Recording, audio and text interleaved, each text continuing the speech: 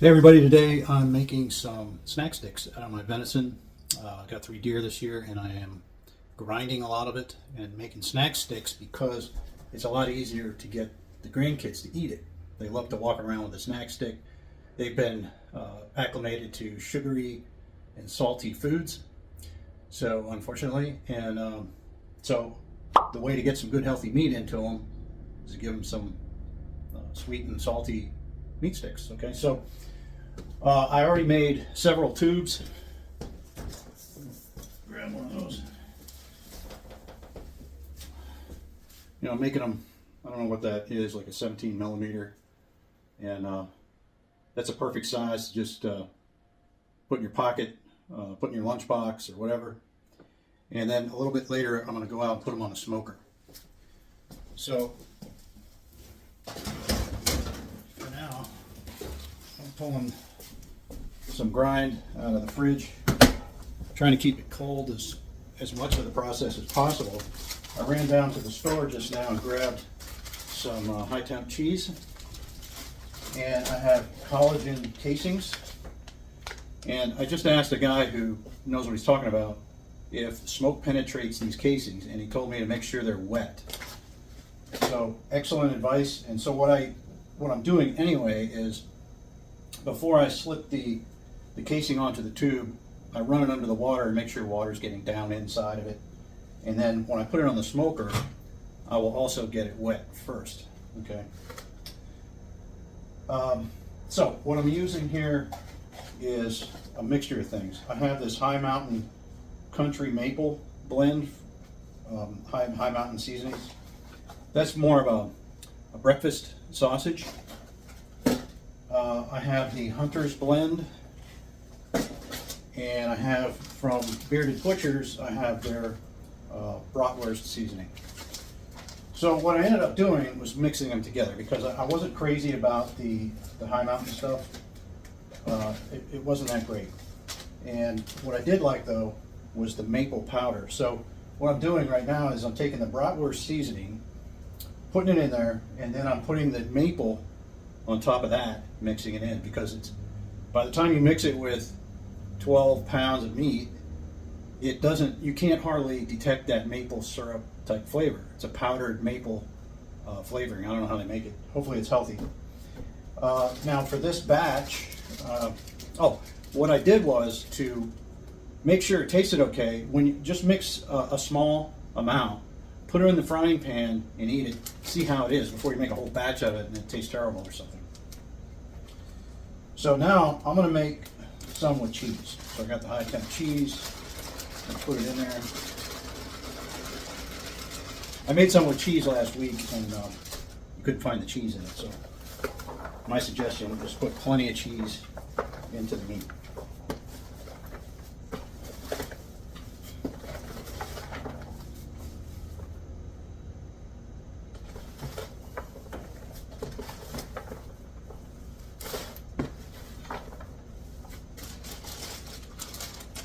Plenty of cheese.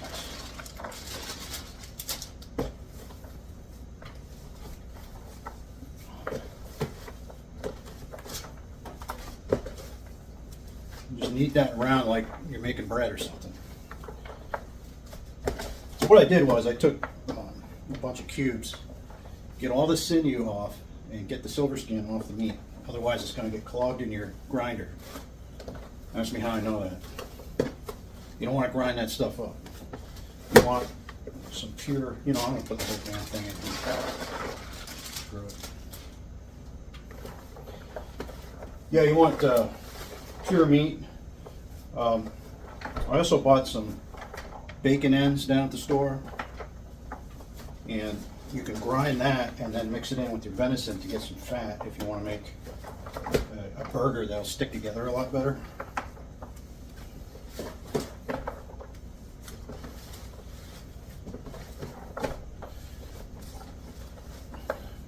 Now, I bought this grinder and I paid like $500 for it. Well, I got a little discount because I work at the store when I sell it. In hindsight, I think it's cheaper to pay the meat processor to grind your meat the way you want it and then get a sausage stuffer for $150 and just stuff the sausage. So something to think about.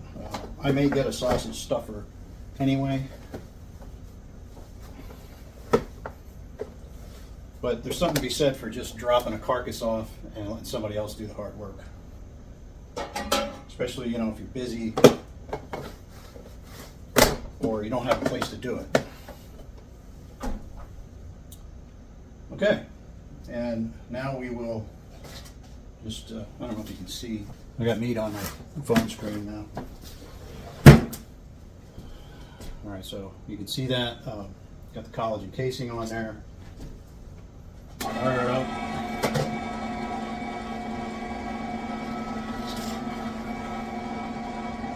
So I will say that using the dedicated sausage stuffer is going to be one hell of a lot faster, because I have to depend on this slow auger to feed the meat through, where a hand crank one, you can crank it as fast as you want to go. So I have to say, this is a slow process.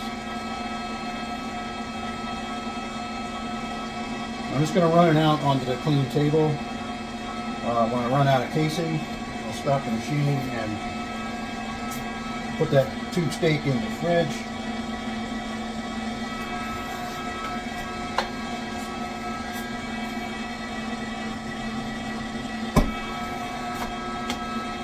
I already fired up the smoker. And that's another thing, I don't have a smoker per se. I have a Camp Chef pellet grill. So you can set that on high smoke and then put your meat on the top shelf in there. You also make some special grates that you can put in it to smoke things. So you can have multiple layers in there. That's another thing, is that you can't, what I discovered the hard way was that you can't really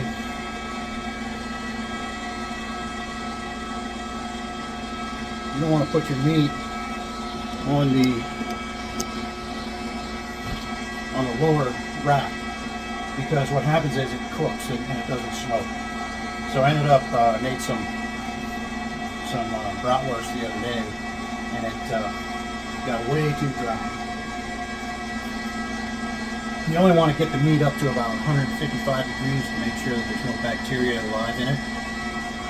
And the saltiness and the smoke and the cooking will preserve the meat. And that way, a year from now, you can take this stuff out of the freezer and eat it. And it'll last a long time. Most likely, these won't make it till spring. They'll get gobbled up. Because I can take these babies on the road with me. My wife and I are doing the keto stuff and trying to lose a little tonnage, and it seems to work fairly well. So I'm going to try to eat a lot of venison, because you can't beat it as far as getting your protein and getting full. You know, getting full and getting plenty of nutrients. And there's nothing like free range of deer for your meat source. Anyhow, I'm anxious to try these with the cheese in them.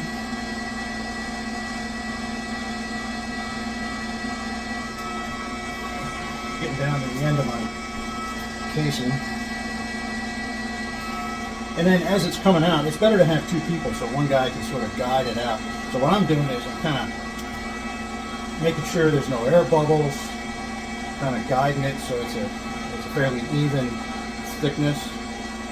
You don't want to have like thick parts and skinny parts. You don't want to have a lot of air in there either. Okay, I'm at the end of my casing.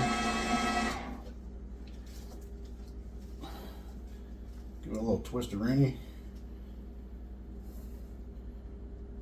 It's hard for me to do this, but I'm going to try to tie it at the end. So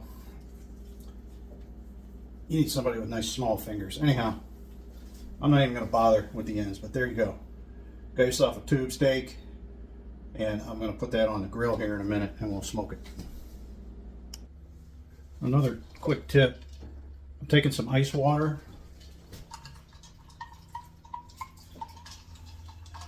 I'll tell you what, it is getting tight.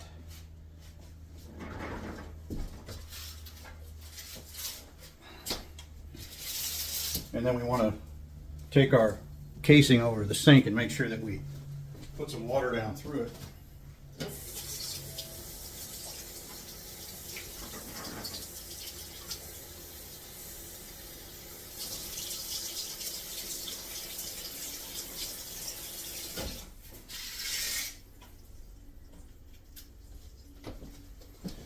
All right, so got water down through the whole thing. It's unraveled, okay? I'm hoping that that water lubricates things a little bit up top here. One thing I noticed that the bearded butchers do is they put lots of water in with the meat, which I didn't know. So it's a good tip. You know, just watching their videos, you know, the average Joe doesn't have the equipment that they have. So we just have to make do. Let's see if that helps any. Uh-oh.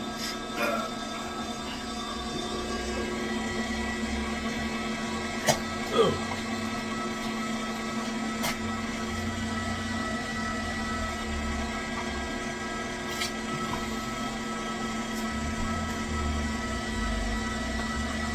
Much better. It was a real workout getting the meat down through there before. With a little water, it goes pretty well.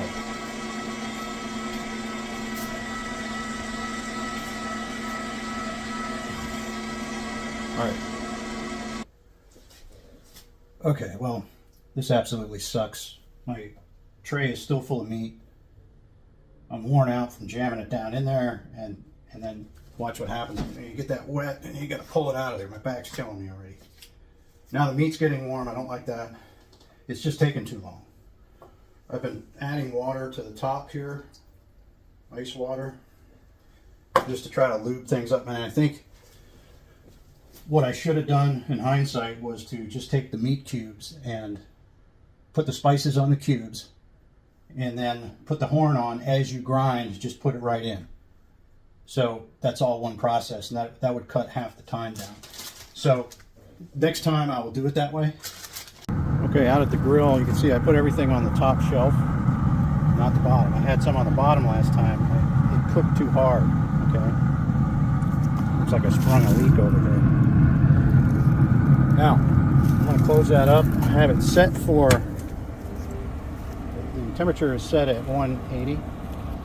And I'm going to use this meat thermometer. And I have to say, this thing is fantastic. I use it all the time. It's got a magnet on it, so you can just stick it to wherever. And once that meat, I can probe it, and it's got a digital readout. And once the meat reaches 150 degrees, I'm going to take it out of there, because then it will be fully cooked. All germs will be killed off, and it'll have some smoke to it. Now that's climbing up to 150. This thing doesn't go much lower than what I have it set for. It gets a little too high, but I think I'll be okay if I have everything on the top shelf. Here's another tip for you. If you have a dentist appointment at 3, don't start making sausage at 11. So I'm on the home stretch. I got one more tray to get jammed down through there, and I'll be done with this. And then I'm going to let my wife clean it up, because she volunteered herself out of it today. She knew I was doing this, so she went visiting. You should have 2 people. One to guide the stuff out of the tube. You should have somebody, you know, with their hand down here, feeding it off nice and even, and one guy's stuffing. It's really hard to stuff with one hand and feed with the other. Alrighty, it's time to check these. Too hot. Too hot. See, now they're going to be dry. I was spending so much time in there doing the step 1 of the process that I did not come out and check these. So I'm going to get these out of here. They're 170, 180 degrees. this on shutdown. Yeah, so we'll see how these turn out. In a minute, I'll let them cool down and check them. All right, it's cold and windy, so I just set them out to air out. You could also put them in a tub of ice water.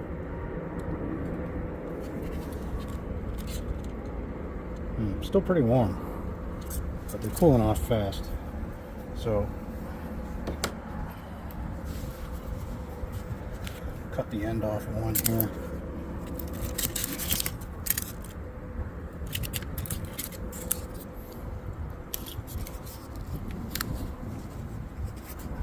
All right, well, too dry.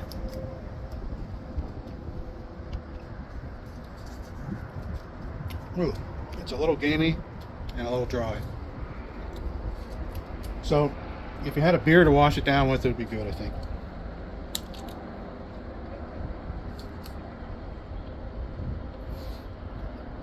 Also, next batch, I'll grind in the bacon to give it some fat. It doesn't have any fat in it, and it's just not good for sausage. So, even though it's not really sausage, it's meat sticks, but I'd like to be able to cold smoke where you're not really cooking the meat. So a dedicated smoker would be better. But then you got to figure out how much you want to spend on this stuff, I guess. So I'll put, I don't normally do this, but I gotta say, I love this thermometer, and I use it all the time. And I'll put a link down below so you get it. I got it off of Amazon, real cheap. So take a look. And if you have any hints, tips, tricks about making meat sticks and venison bologna, please comment down below. I'd love to hear it. See you later.